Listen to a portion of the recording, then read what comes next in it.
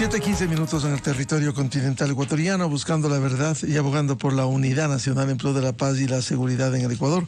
Queremos dar la bienvenida a la señora ministra de Trabajo, doctora Ivonne Núñez. La invitamos para hablar de algunos temas de interés en la coyuntura, como han sido la fusión de ministerios resuelta por el presidente de la República, que ha tenido su lógica. Recordemos que en la década del gobierno de la Revolución Ciudadana se dividieron ministerios, se creó, se multiplicó la burocracia y había, para citar un caso, el Ministerio de Educación que se dividió en Cultura, Deportes y se creó la Secretaría de Educación Superior. Hoy se ha vuelto a reunificar, algo que tiene su lógica. También hablar de esto que ha sido polémico, las evaluaciones que se van a hacer, el despido de los 5,000 funcionarios públicos, los contratos colectivos, en donde se ha asumido la responsabilidad de enfrentar, como el caso del sector eléctrico, algo impresentable cuando ha habido, con el respeto que se merece un trabajador público, quien trabaja en ventanilla ganando un sueldo de $13,000, inadmisible en el país, en medio de las condiciones que vivimos. Pero quiero empezar, luego de darle la bienvenida a la señora ministra, el tema de la quinta pregunta de la consulta popular que el presidente Noboa puso ya en análisis al país y que dice: ¿está usted de acuerdo con permitir la contratación laboral por horas únicamente para el sector de turismo, siempre que se trate de la primera relación laboral, garantizando los derechos laborales y respetando los derechos adquiridos de los trabajadores, enmendando la Constitución de conformidad con el anexo? No conocemos, debemos decir, el anexo todavía, pero ¿por qué la contratación laboral únicamente en el sector del turismo? Muy buen día, ministra. Muy buenos días, muchas gracias por esta cordial invitación. El trabajo es un derecho y además es fuente de realización personal y profesional. ¿Por qué para el sector turismo? Porque el sector turismo es el que ha tenido un despegue muy importante en estos últimos años aquí en Ecuador. El sector turismo es el que además permite tener ingresos al Estado ecuatoriano como tal. Necesitamos, después de las conversaciones que hemos tenido con el sector turismo, la dinámica de la relación laboral en este sector importante, que además tiene picos altos internamente en Ecuador, tiene picos altos sobre todo en la época de los feriados, pero tiene picos medios, es decir, que se mantienen con los extranjeros que llegan aquí a Ecuador. Nosotros podemos observar diariamente en los aeropuertos del Ecuador el tráfico de los migrantes de otros países que llegan a Ecuador para ir básicamente a las Islas Galápagos. Aquí en la provincia de Pichincha también tenemos un impacto muy alto para los migrantes. Por tanto, se requiere tener personas que atiendan el flujo turístico, no solo en estos espacios donde el sector del turismo llega, sino en los espacios donde permanentemente requieren atención. En este caso es el tema hotelero y el tema de aquellas personas que brindan de una u otra manera los recorridos a las personas que vienen a Ecuador a realizar el turismo en varias provincias. Yo he visto el impacto del sector del turismo en la región Sierra y esto para nosotros es muy importante. En la medida en que el Ecuador se ha aperturado al mundo internacional y presenta las ofertas turísticas, creemos que es importante el impulso del trabajo por horas en razón de que no solo constituye un derecho a nivel del Ecuador, sino que el trabajo por horas también se lo ha incrementado a nivel internacional. No es cierto que el trabajo por horas implique una precarización laboral, en razón de que el concepto de la precariedad laboral hace mención cuando no gozan de los beneficios laborales. En España, el tema de la precariedad laboral incluso ahora incrementa un nuevo criterio que hace relación a la atención de los trabajadores en temas de salud mental, es decir, la forma como se va desarrollando este concepto que en algún momento aquí en Ecuador fue constitucionalizado Por eso la Constitución recogió un criterio que ha sido superado indudablemente en la mayoría de los países. Por tanto, creemos que es necesario darle la oportunidad cuando se trata del primer contrato laboral, sobre todo a nuestros jóvenes. Y yo le diría también a personas que superan los 30 años de edad, que tienen una vasta experiencia, que manejan varios idiomas, que conocen los lugares turísticos del Ecuador y que pueden trabajar un fin de semana, que pueden trabajar 3, 4 días a la semana, que pueden hacer los recorridos con las personas extranjeras que vienen a Ecuador y también con los nacionales, sobre todo en las etapas de los picos altos. Por tanto, el presidente de la República pone en contexto esta necesidad para poder cubrir estos espacios que son muy altos de aquellas personas que no logran tener un trabajo fijo. ¿Por qué? Para el primer trabajo, porque el primer trabajo puede tener el componente del trabajo por horas y el segundo trabajo indudablemente ya debe tener el componente del contrato indefinido, que es el contrato base que existe en Ecuador. Ministra, esto es importante. Le iba a preguntar precisamente por qué se trata de la primera relación laboral en el sector turístico que le permita, en esta contratación por horas, quedarse, digamos, como en una operación turística en el país. Es porque el trabajo en el sector del turismo tiene picos altos y no siempre tenemos una activación a nivel del turismo nacional y también del turismo internacional. Por eso se hace necesario contratar a personas que nos vengan a auxiliar en momentos que tenemos nosotros este tipo de actividad. El turismo, además, en muchos países, sobre todo en Costa Rica y en la misma Cuba, es uno de los principales ingresos económicos para las ciudades. Debemos recordar cuando cayó el muro de Berlín, ¿qué hizo Cuba?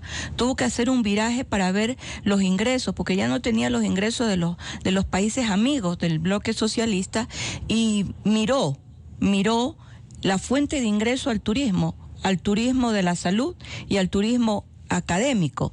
Entonces, nosotros que tenemos un país que permanentemente puede ofrecer los espacios turísticos internamente a los ciudadanos ecuatorianos y también externamente, hemos considerado, después de los análisis que hemos visto de las fuentes de ingresos que está generando el turismo, enfocar el trabajo por horas en este importante espacio. Bien, luego de esta explicación en el tema de la quinta pregunta, esto, como dice el texto, implica un cambio en la Constitución, una enmienda en la Constitución. Sí, porque el artículo señala de manera errada un concepto que no va acorde a las modalidades de trabajo. Este concepto habla de que el contrato por hora es precariedad laboral y no solamente dice el contrato por hora, sino que también identifica la precariedad laboral a la tercerización.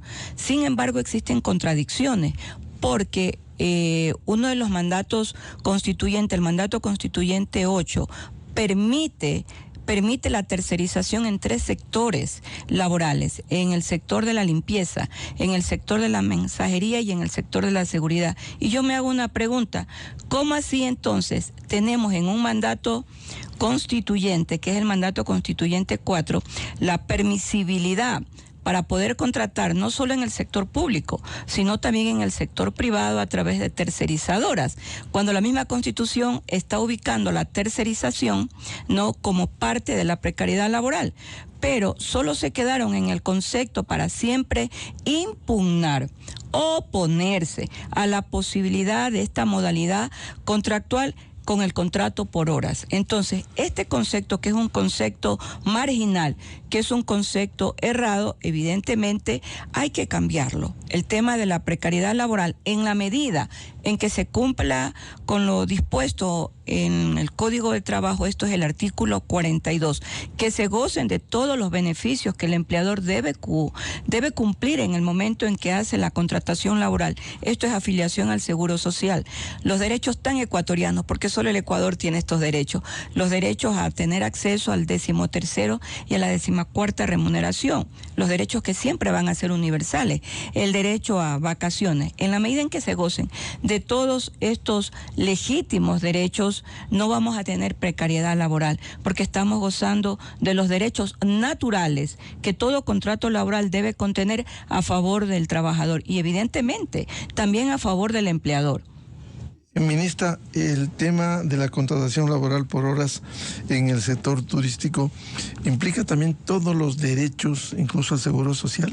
Por supuesto, este es uno de los derechos primarios y yo quiero sostener aquí lo siguiente: no tener o no estar afiliado a la seguridad social por un tiempo superior a 6 meses recibe condena. Está en el Código Orgánico Integral Penal. Es una contravención bien alta que se paga incluso no solo con un pago económico cuando el Ministerio del Trabajo puede ocultar el criterio, cuando se tienen denuncias de la falta de afiliación al Seguro Social, sino que está penalizado con pena privativa de libertad por varios días. El Seguro Social también hace inspecciones laborales y estamos trabajando de la mano desde hace bastante tiempo con el Instituto Ecuatoriano de Seguridad Social para hacer las inspecciones. La seguridad social es uno de los derechos básicos y naturales de toda relación contractual. Yo le pido a los ciudadanos que el día de hoy nos escuchan a través de este importante medio de comunicación que si llegasen a conocer o si tienen certezas en algún lugar donde existan relaciones laborales que no se está cumpliendo con la seguridad social, que se nos informe al Ministerio del Trabajo para nosotros poder presentar las acciones necesarias que de manera administrativa nosotros tenemos que efectuar. Y de hecho lo venimos efectuando. Pasemos a otros temas de la coyuntura, señora ministra Ivonne Núñez. ¿Cómo se va a operar con la fusión de los ministerios, esta reducción de secretarías de Estado? Bueno, en esta primera parte, que es la fase de cumplimiento del decreto presidencial, la líder del proceso de fusión es la Secretaría General de la Administración Pública, cuya titular es la economista Cynthia Yeliber. Ella ya está en el proceso macro, es decir, las conversaciones con los ministros principales, con los ministros que ahora van a ser fusionados. Hace 2 días atrás la ministra de Educación ya tuvo la primera reunión para tratar el tema de la fusión. ¿En qué momento el Ministerio del Trabajo interviene? Que es la parte consecuente de la primera fase, cuando nos toque a nosotros examinar ya y poder finalmente realizar la reforma a los estatutos de los ministerios. ¿Por qué? Porque el estatuto contiene la parte administrativa, el organigrama administrativo del ministerio. Evidentemente nos va a tocar realizar el organigrama en el estatuto, porque hay que reformarlo del Ministerio de Educación. De igual manera con el Ministerio de Energías y Minas, de igual manera con el Ministerio de Obras Públicas. De allí viene otra parte que es estructural, en el momento en que nos toque reformar también los manuales de puestos, porque va a haber una fusión en los cargos. Ya no es posible, por ejemplo, tener 2 departamentos jurídicos, el departamento jurídico del Ministerio de Educación y el departamento jurídico, por decirle, del Ministerio del Deporte. Tendremos que tener un solo departamento jurídico con las personas encargadas para los temas puntuales. No es lo mismo un registro de la UNE Nacional en el Ministerio de Educación, ¿no es verdad?, que un registro de una asociación deportiva, de un club formativo o de un club de alto rendimiento, que son las tareas que se han venido realizando por parte del Departamento Jurídico del Ministerio de Deportes. Entonces, esto sí es importante que la ciudadanía lo conozca, porque además no es nada nuevo. Nosotros en Ecuador, usted lo dijo al inicio de esta importante entrevista, ya hemos pasado por temas de fusiones y yo le diría, ya hemos pasado incluso por temas de extinciones de ministerio. Aquí se creó hace más de 15 años un ministerio novedoso, el famoso Ministerio de la Felicidad, que de felicidad no... que de la felicidad no nos trajo nada. Lo que nos traía era muchas risas cuando escuchábamos la política de la felicidad como política de Estado. Entonces, sí es importante cumplir con el Plan Nacional de Desarrollo, que tiene entre los fundamentos principales y que fue aprobado por el seno legislativo, porque todo candidato, cuando llega ya a ejercer las funciones de primer mandatario, tiene que poner en contexto al seno legislativo para el cumplimiento del mismo el Plan Nacional de Desarrollo. El Plan Nacional de Desarrollo del presidente Daniel Noboa Sin habla de la eficiencia y el cumplimiento de la eficiencia administrativa. Y parte de la eficiencia administrativa es saber manejar los ahorros, es saber manejar las inversiones económicas, es saber manejar la inversión económica que en el sector público todo mandatario debe efectuar. Entonces, el plan de eficiencia administrativa se inició desde el día 23 de noviembre del año 2023, con el primer Plan Nacional de Desarrollo, y lo estamos continuando con este segundo Plan Nacional de Desarrollo. Señora ministra, si bien la parte administrativa está guiada por la Secretaría de la Administración, en la fusión de ministerios habrá que hacer evaluaciones. ¿Cuál será el proceso para discernir? Usted citaba el caso del departamento jurídico, puede ser igual el departamento de financiero, para evaluar, no puede haber 2 o 3 departamentos en la fusión. ¿Cómo se va a proceder con estas evaluaciones que ya de antemano se había hablado en el sector público, señora ministra? Bueno, primero la importancia, la razón y el objeto de quien cumple una función, con el nombre o la asignación que tenga en el manual de puesto. El coordinador del coordinador del coordinador, que es con lo que nos hemos encontrado, ya no va a existir. Va a existir el coordinador efectivo para una tarea que tenga un objetivo, que tenga un cumplimiento de meta y que finalmente entregue resultados. La política administrativa del presidente Daniel Noboa es política con resultados y lo estamos viendo. Nosotros como ministros de Estado cumplimos con KPI.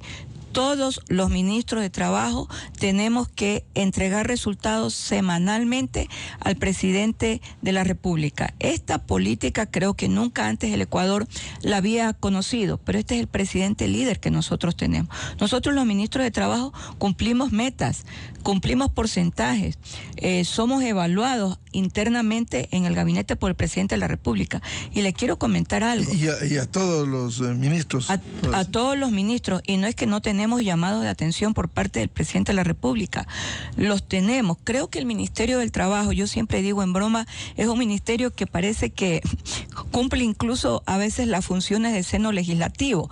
¿Por qué? Porque nosotros tenemos la potestad y la obligación de elaborar normas jurídicas técnicas que están en el Código del Trabajo cuando nos da la facultad de la elaboración de los acuerdos ministeriales, que el presidente de la República nos delega a nivel del Ministerio del Trabajo con los decretos presidenciales y tenemos que cumplir. Entonces el presidente nos da un plazo de 30 días, nosotros antes de los 30 días tenemos que cumplir. El seno legislativo nos da un cumplimiento de hasta 90 días para elaborar reglamentos de la mano. Presidencia de la República, Secretaría Jurídica de la Presidencia y Ministerio de Trabajo, y tenemos que cumplir.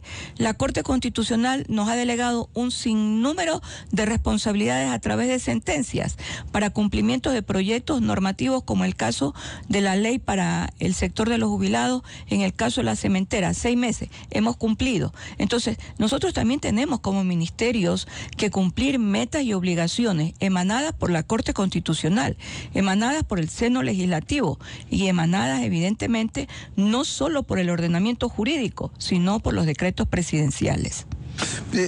Entonces, ¿habrá este proceso de evaluación para discernir y definir quiénes se quedan, digamos, en los ministerios? Sí, toda evaluación se la está realizando en este momento por la importancia del cargo, por el objetivo que debe tener el cargo que desempeña el servidor público, por la meta que debe cumplir y por la finalidad para la cual ha sido creado. Yo creo que esto es importante. Le puedo comentar que como ministra de Trabajo en mi ministerio, yo me encontré con duplicidad de actividades y esto es importante señalarlo, analizarlo.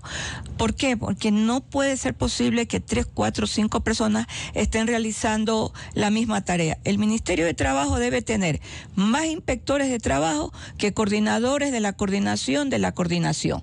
El Ministerio de Trabajo, por ejemplo, cumplía una función importante sobre sumarios administrativos, porque nosotros veíamos los sumarios administrativos de todo el sector público. Ahora ya no.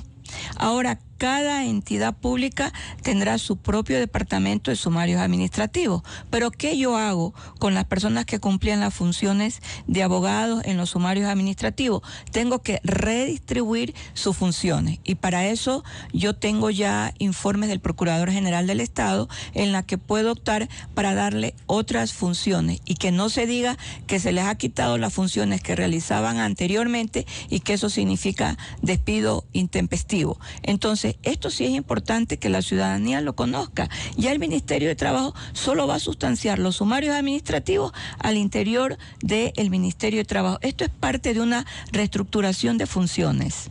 Señora ministra, a propósito, en el caso de esta fusión, evaluación, ¿cómo se ha procedido, cómo se está procediendo con la salida de los 5,000 funcionarios que se ha anunciado? ¿Ha habido procesos administrativos para establecer su rendimiento, por un lado?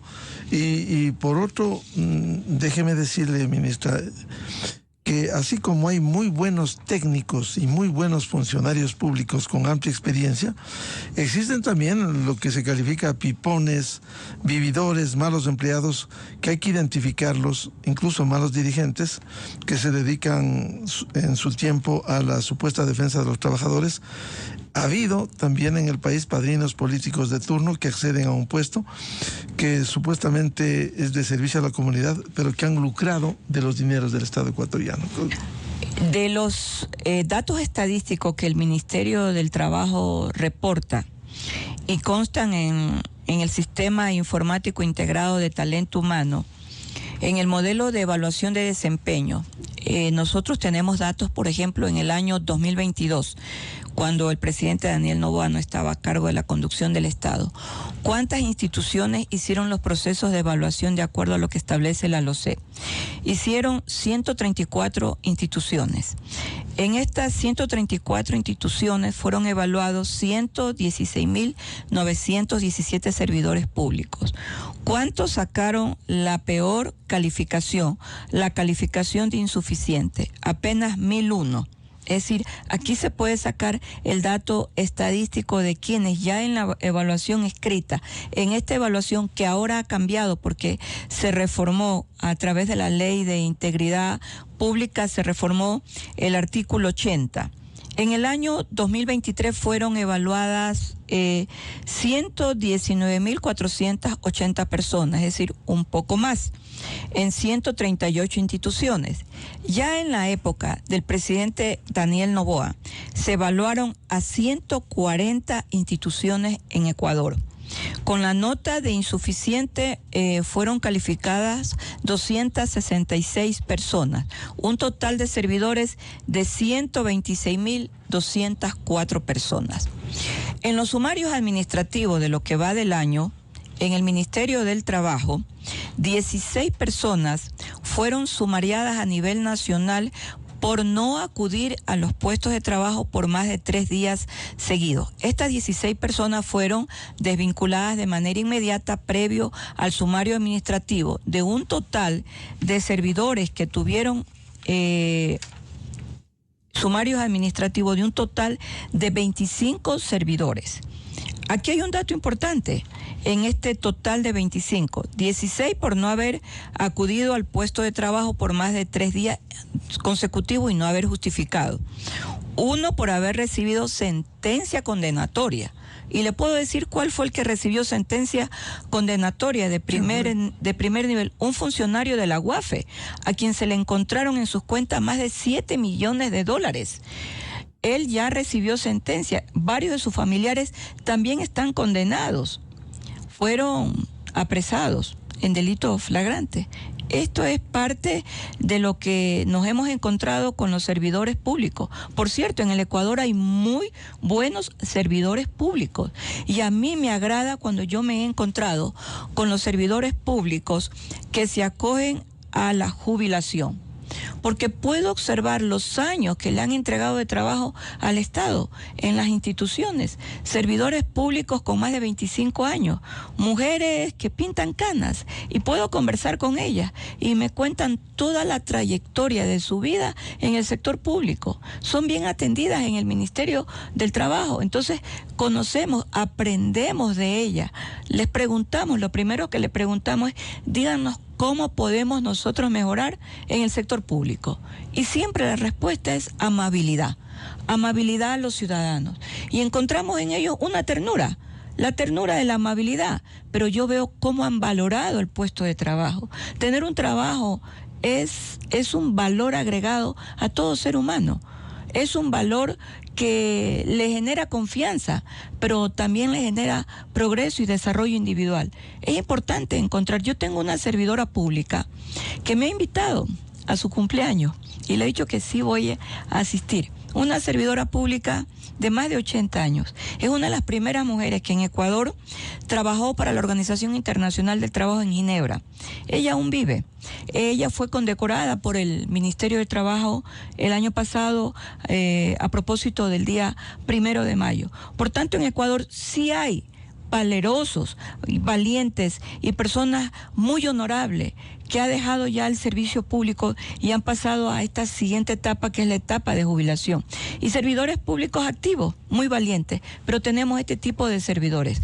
Otro servidor que fue desvinculado fue un servidor a quien se le encontró en la etapa del sumario administrativo, en las pruebas que se presentaron, haber recibido lo que se conoce como dádiva y que está sancionado de acuerdo a la LOCEP, y haber también registrado nombramientos o contratos de servicio de personas que no podían estar y no pueden estar en el sector público. ¿En qué institución es esto?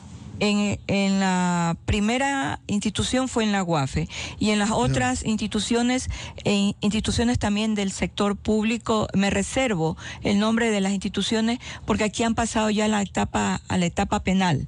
Nosotros aperturamos el sumario administrativo y, como indica la ley, van a la siguiente etapa, que es la etapa penal. Y uno de los últimos escándalos que todos observamos fue en la captura de este criminal con apodo Fito, quien parte de su anillo de seguridad era un servidor público de una agencia de tránsito del Cantón Manta, que fue allanada posteriormente por la Fiscalía con la concurrencia de la Policía Nacional y de todos los elementos que se presentaron en la audiencia de formulación de cargo. Se determina allí que en la parte administrativa él estaba enrolado en esta agencia de tránsito del Cantón Manta por mucho tiempo. Y a mí sí me llama aquí la atención el hecho de que nunca le informaron al Ministerio de Trabajo, porque para esa época nosotros sí teníamos la competencia de que él no concurría a su puesto de trabajo. Entonces esto sí llama la atención. ¿Y eso no dependía de un organismo seccional en Manta? ¿O de la Agencia Nacional de Tránsito? Directamente ellos tenían que hacerlo, porque en esto ellos sí tienen autonomía directa para poder haberlo denunciado ante el Ministerio de Trabajo y que nosotros aperturáramos el sumario administrativo. Es decir, es evidente. Se puede ver cuando una persona no va un día, no va 2 días, pero el señor no iba hace muchísimos meses. Entonces, yo creo que sí es importante. Y ganaba el sueldo. Ganaba el sueldo sin ningún inconveniente, pero la responsabilidad allí va a decantar en aquellas personas que son las que realizan el talento humano para el registro diario de ingreso de los servidores públicos. ¿Y qué ha pasado en el sector eléctrico, que usted se empeñó, los contratos leoninos, sector eléctrico, petrolero, sector de telecomunicaciones, pero en el sector eléctrico, esa distorsión de trabajadores, un trabajador que atendía en Ventanilla ganando $13,000, él ha salido de ese puesto? Mire, en el sector eléctrico, que lo componen varias instituciones que conforman el sector eléctrico, está CELEC, está CENEL, los contratos colectivos en algún momento van a ser revisados. El caso específico de CENEL, que es el caso en el que la Corte Constitucional del Ecuador determinó a través de una sentencia sendas disposiciones. A mí aún me sigue llamando la atención que no se ha procedido con el descuento a el organismo de trabajadores que recibió, según la sentencia de la Corte Constitucional que se encuentra en el párrafo 10, 19.800.000 dólares. Aquí existe ya una indagación abierta. Penal. Sí, una indagación abierta por parte de la Fiscalía General del Estado.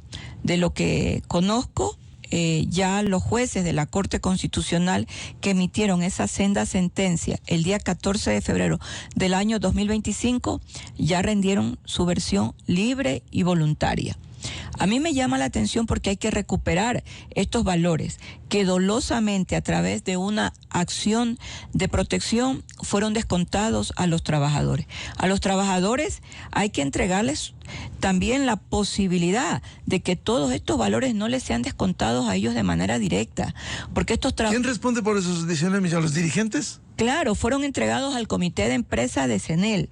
Yo he sido enfática con el gerente general de CENEL y le he pedido que en la medida en que se comiencen a hacer los descuentos no haya una afectación tan brutal como han dicho los trabajadores a los bolsillos de ellos, porque a ellos estos 19.800.000 dólares le fueron descontados. Hay que restarle a los 1.700 trabajadores que fueron llevados a esta acción de protección de manera irregular.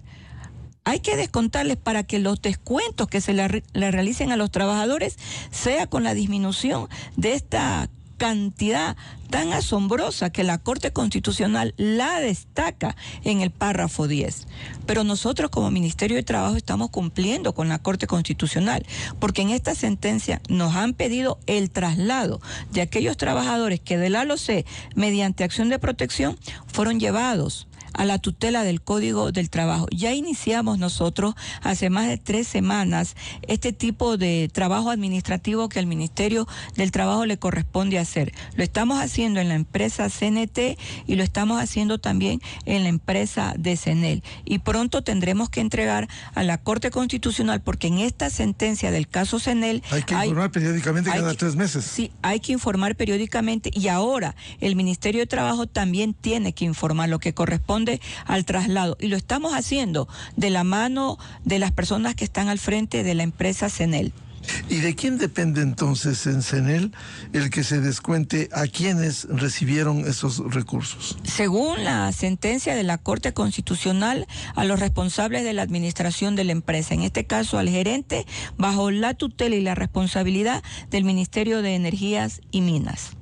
¿Y esto no se ha hecho hasta el día de hoy? Según la información que es pública, se comenzarán a hacer los descuentos relacionados a la sentencia en el último trimestre del año 2025. Esto es a partir del mes de octubre, porque desde que se emitió la sentencia se ha hecho un periodo de análisis de los casos específicos de los trabajadores. Hay trabajadores que tienen enfermedades catastróficas.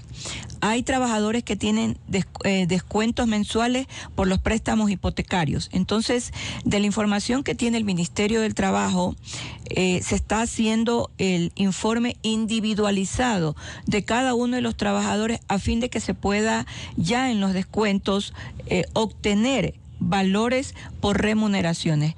Y creo que una de las indicaciones que dio la ministra Inés Manzano fue que en estos descuentos no se realicen los descuentos relacionados a las suscripciones que hacen mensualmente, dicen, los roles de pago por defensa jurídica ahora ante la Corte Interamericana de Derechos Humanos, por defensa jurídica para buscar dejar sin efecto la sentencia de la Corte Constitucional. Yo creo que los trabajadores deben estar bien asesorados. La Corte Interamericana de Derechos Humanos no es una corte de apelación de las decisiones que mediante sentencia emite la Corte Constitucional del Ecuador. Se les ha venido haciendo descuentos mensuales de $60. Se les hacen descuentos por afiliaciones al sindicato. ¿Otra vez los dirigentes? Sí, por descuento a los sindicatos y a los comités de empresa. Entonces es aquí cuando la ministra Manzano dice se deben hacer estos análisis a fin de que los trabajadores sean debidamente informados. No se los puede engañar y decir que la Corte Interamericana de Derechos Humanos va a revertir la sentencia de la Corte Constitucional del Ecuador. Eso jamás puede ocurrir. Sin embargo, ¿cuáles son los responsables de todo esto? ¿Cuáles dirigentes se puede identificar?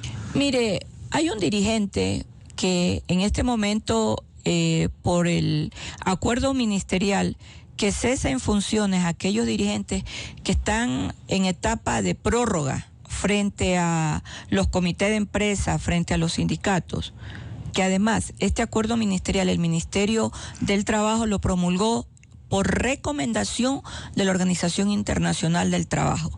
Es la OIT la que le dice al Ministerio de Trabajo, usted no puede, como Ministerio de Trabajo, mantener directivas prorrogadas. Deben convocarse con 90 días de anticipación, de acuerdo a lo que dicen los estatutos. En el caso de CENEL, la directiva encabezada por un señor de apellido Gómez. Richard Gómez. Sí, este señor de apellido Gómez. Su directiva feneció en marzo del año 2025. Se encuentra en el estatus de prórroga y se encuentra su directiva en este momento que no puede continuar esta directiva hasta que no se convoque de manera inmediata a el proceso electoral. Yo debo informar a la OIT en pocos días cuáles son las directivas que en Ecuador, a nivel de comité de empresas y a nivel de sindicato, están en funciones prorrogadas. Porque al ser el Ecuador un estado suscriptor de la OIT, yo tengo que cumplir con los informes. Me hace un llamado de atención y yo tengo que cumplir. Que ese llamado de atención, denominado recomendación, lo estoy cumpliendo. Y aquí está toda la documentación. Yo en pocos días debo emitir informe a la Organización Internacional del Trabajo respecto al cumplimiento de esta recomendación. Por tanto, todos los dirigentes que se encuentran en funciones prorrogadas deben cumplir con las normativas establecidas en sus estatutos, en el Código del Trabajo, en la Constitución de la República y también en la Organización Internacional del Trabajo, que siempre ha especificado en sus convenios internacionales la democracia interna. Consecuentemente, todos deben practicar la democracia interna, deben convocarse a elecciones para el periodo siguiente, para que los que sean electos continúen con la directiva. Yo me he encontrado como ministra de Trabajo que durante 10 años muchos sindicatos y muchos comités de empresas no han renovado sus directivas. 10 años. Sí, yo quiero entender. Intocables. Sí, yo quiero entender que aquí ha pasado un hecho, que estos sindicatos dejaron de operar. Es decir, no continuaron con la actividad y que probablemente el sindicato feneció. La actividad que realizaban ya no la continuaron o muchos de sus dirigentes probablemente fueron a trabajar a otras instituciones. En los casos de los comités de empresa hay una particularidad. La única manera de dar por terminada la directiva del comité de empresa es a través de una decisión de juez. A mí me parece raro, pero está en el Código del Trabajo, que se lo tenga que llevar a un juez laboral para que el juez laboral dé por concluida la directiva del comité de empresa. Cuando el ente rector del registro de un comité de empresa es el Ministerio de Trabajo. Pero tampoco encuentro en estos últimos 10 años disposiciones de notificación por parte de jueces de trabajo del país que le digan al Ministerio de Trabajo, este comité de empresa ya feneció en sus actividades. Yo he estado investigando toda la actividad que administrativamente a mí como Ministerio de Trabajo me toca cumplir y me he encontrado con estas novedades. Es decir, una negligencia. Ahora, a propósito del nombre que citó la señora ministra Ivonne Núñez, hay un personaje que entró por la ventana, hay que decirlo, entró por la ventana por una acción de protección de un juez de Quevedo al consejo, nada menos que al consejo directivo del IES, este señor Richard Gómez, dirigente de CENEL. Él sigue todavía entonces en funciones prorrogadas, trabajando en el sindicato y trabajando como miembro del consejo directivo del IES. Yo creo que tiene varias virtudes y una de las virtudes que tiene es que puede trabajar más de 24 horas para poder cumplir todas las designaciones que tiene. Designaciones de secretario general del Comité de Empresa de CENET, designación de secretario general de la Central Única de Trabajadores de acuerdo a lo que consta registrado en el Ministerio de Trabajo, designación de presidente de la Federación de Trabajadores Eléctricos del Ecuador y la designación de vocal de los trabajadores ante el Instituto Ecuatoriano de Seguridad Social. Hay una norma que en el mundo laboral se conoce la norma de la multiplicación del 8. 8 horas de trabajo, 8 horas de recreación y 8 horas de descanso, 24 horas al día. Creo que alguien con estas virtudes tendría que explicarle al Ecuador cómo puede cumplir con todas estas funciones. Pero yo como ministra de Trabajo sí le puedo señalar que en el caso donde se encuentra prorrogado, ya en este momento él no puede seguir ejerciendo esas funciones y tiene que cumplir con la recomendación de la OIT. De manera inmediata se tiene que convocar al proceso electoral. Bueno, por lo menos en eso. Como tiene múltiples funciones, ahora es vocal del Consejo Directivo del IES. Dice que representando a los trabajadores, por favor. A propósito de los trabajadores, señora ministra, se ha anunciado para el 7 de agosto unas manifestaciones en rechazo a los despidos en el sector público. Y claro, conocemos bien el país durante décadas. Aquí se activan sectores que reaparecen en campañas electorales, en campañas políticas, en procesos de buscar el caos. ¿Por qué, siendo legítimo el derecho al reclamo, a la protesta, siempre que sea civilizada, con respeto al ordenamiento jurídico, con respeto a los bienes públicos y privados, ¿por qué no se quejan los dirigentes de tener este pésimo representante ante el Consejo Directivo del IES? A mí me gustaría que los dirigentes, que sí existen dirigentes sindicales en el Ecuador, que son trabajadores activos, que son obreros, también se quejen contra la minería ilegal. También busquen la pacificación en Ecuador. También busque la lucha constante, que es la lucha de todos los ecuatorianos para el progreso del país. Que también busquen mejores espacios para entregarle a los ecuatorianos que están en el desempleo espacios laborales. Yo quisiera encontrar en Ecuador dirigentes, tanto hombres y mujeres, que tengan una identidad nacional de unidad y de lucha constante por un Ecuador que debe reconstruirse en medio de este proceso de confrontación contra la delincuencia organizada. Pero encuentro a personas que se toman el nombre del sindicalismo y no son sindicalistas, que se toman el nombre de los trabajadores y no son trabajadores activos. ¿Qué es lo que hace el Ministerio del Trabajo cuando acuden los dirigentes sindicales al Ministerio de Trabajo y presentan reclamaciones? Nosotros los atendemos.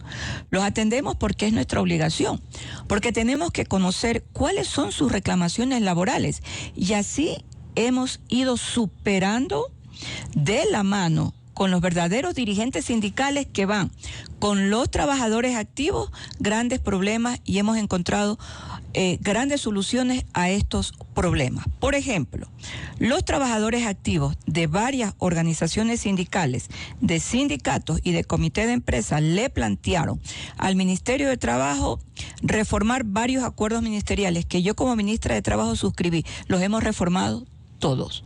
Solo estamos a la espera de 2 reformas que necesitamos previamente para hacerlo, dictamen del Ministerio de Economía y Finanzas. Yo le puedo decir que en Ecuador, en este momento, no hay conflictos laborales, ni en empresa alguna, ni en instituciones del sector público. Solo me encuentro a nivel del ministerio con 2 pliegos de peticiones pendientes, donde los trabajadores cuestionaron a los directores regionales de la provincia de Pichincha y de la provincia del Guayas en pliegos de peticiones. ¿En qué empresas? Ya, en una es en el municipio GAT municipal de Quevedo. Y aquí yo fui muy franca, porque hay que decir cómo se maneja el tema procesal en materia laboral.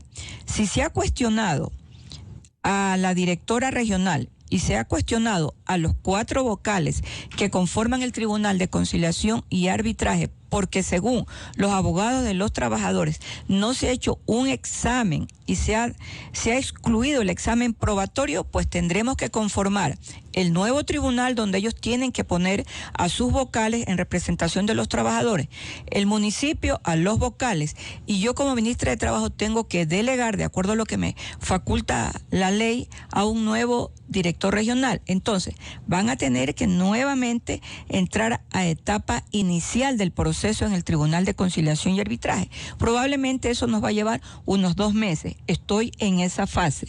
En la provincia de Pichincha, en la empresa FB, donde cuestionaron, una vez que dictó la resolución oral, al director regional del trabajo de aquí de la provincia de Pichincha. Fue cuestionado de acuerdo a lo que establece el artículo 22 del Código Orgánico General de Proceso, que es el Código Procesal, que rige este tipo de actividades que maneja el Tribunal de Conciliación y Arbitraje. Aquí también hay que poner a otra persona que cumpla las funciones de director.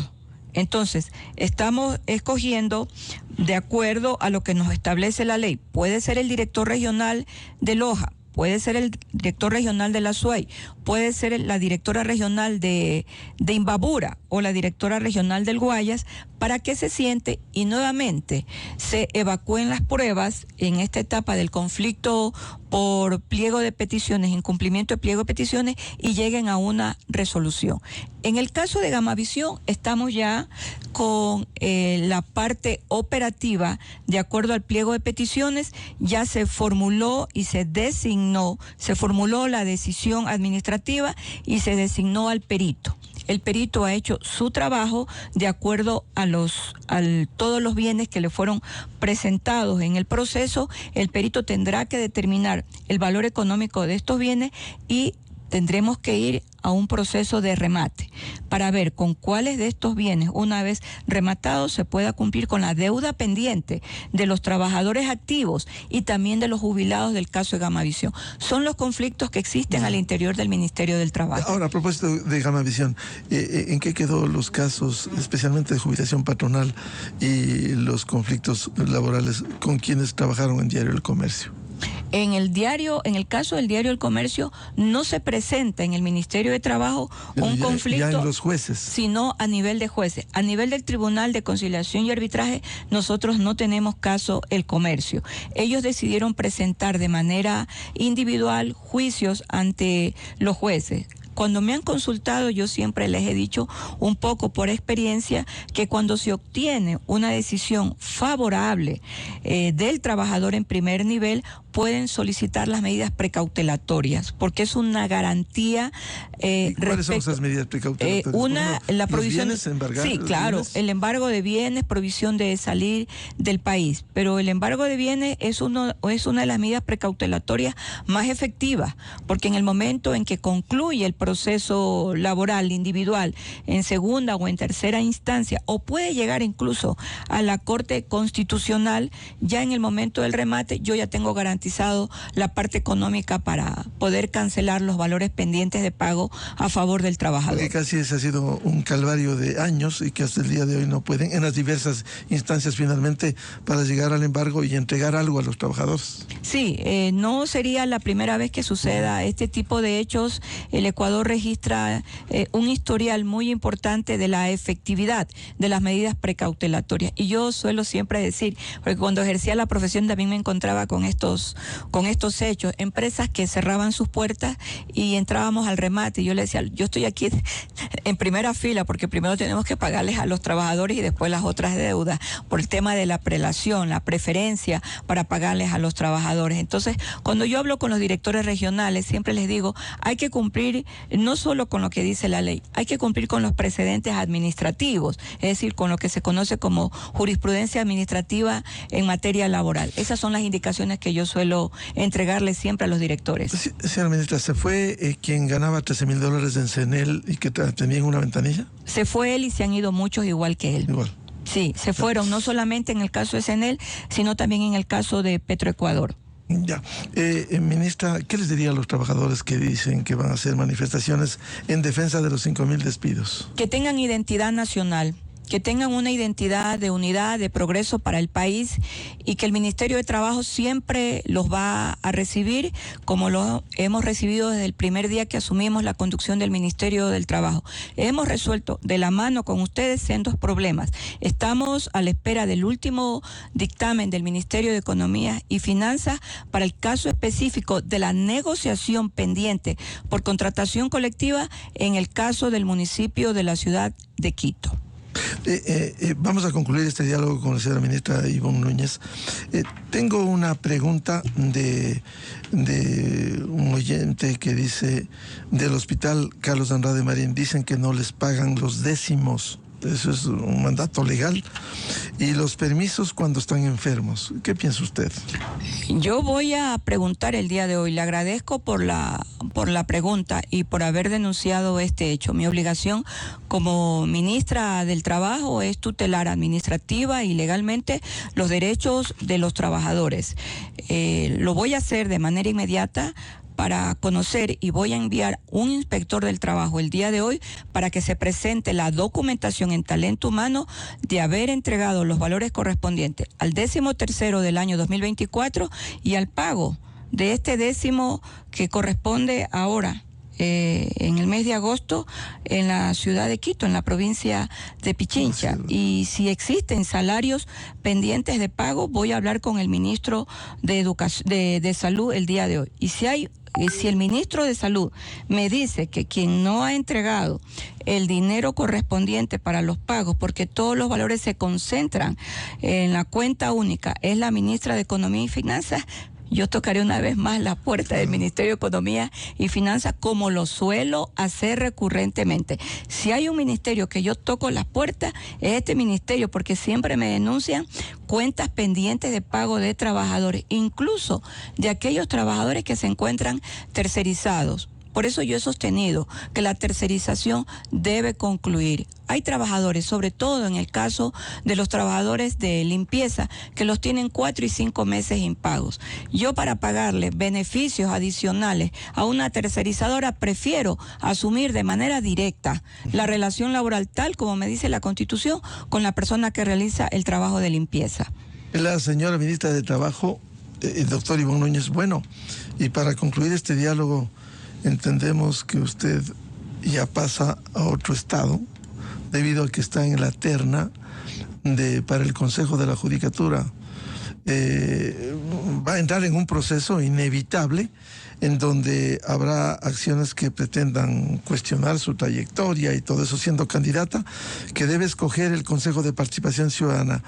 ¿Qué aspira frente a este desafío que el presidente le ha puesto en la terna para ir al órgano administrativo y disciplinario de la Judicatura?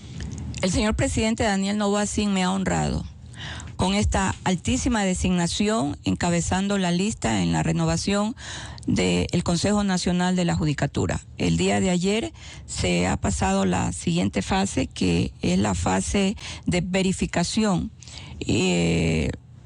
técnica y jurídica, cumpliendo con el reglamento de la convocatoria a este concurso por parte del Pleno del Consejo de Participación Ciudadana y Control Social. Aquí vamos a entrar a otra fase, que es la fase de impugnación de los candidatos. Aquí siempre van a impugnar el tema de la probidad. Y yo ya estoy acostumbrada a estas cosas.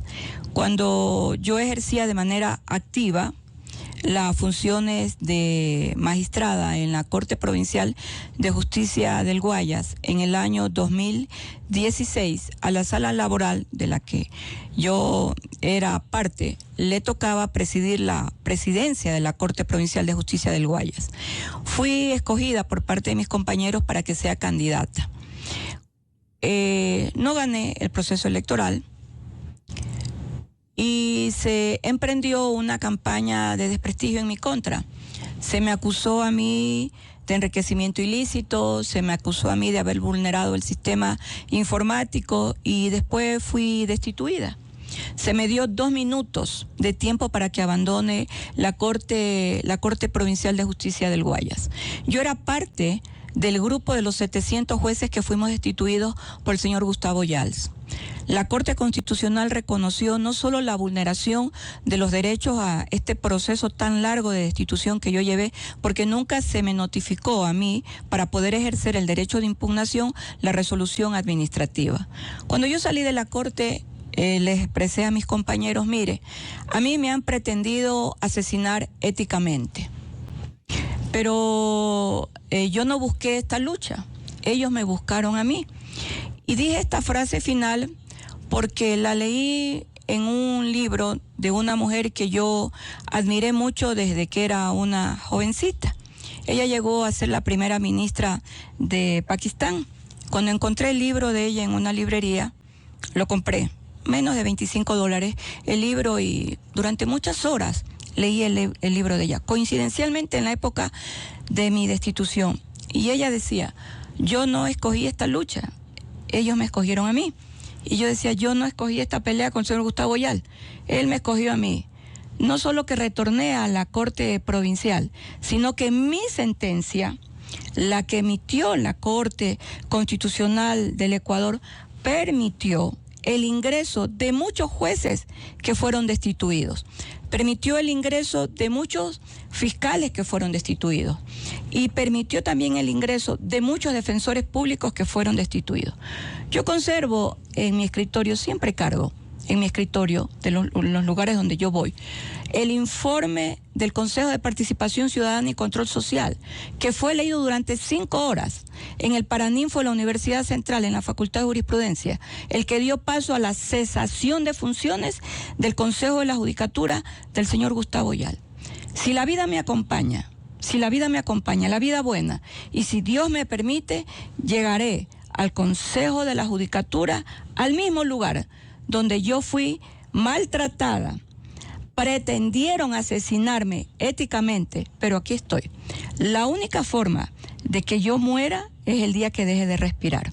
Pero aquí estoy preparada para dirigir y ser parte de la mayor transformación que la función judicial necesita para hacer posible que las palabras que Jaime Roldós Aguilera, cuando fue presidente del Ecuador, hace 45 años, pronunció cuando inauguró el edificio de la Corte Provincial de Justicia del Guayas, donde me dijeron que en 2 minutos la abandone, y no la abandoné en los 2 minutos, me fui a las 5:30 de la tarde. Roldós dijo, he venido a inaugurar el edificio, espero inaugurar la justicia. La justicia no ha sido inaugurada. Hasta el día de hoy. Hasta el día de hoy.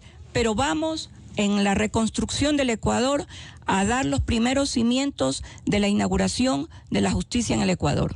Bien, muchas gracias a la doctora Ivonne Núñez, ministra de Trabajo, que entendemos de darse el proceso, pasará al Consejo de la Judicatura, dependiendo de lo que haga el Consejo de Participación Ciudadana, y dejará el Ministerio, un trabajo cumplido en el Ministerio. Sí, me voy muy feliz el día que me vaya, porque he cumplido y le dejo al Ecuador un ministerio que tiene las bases sólidas en la política laboral que ha implementado el presidente de la República, Daniel Noboa Sin.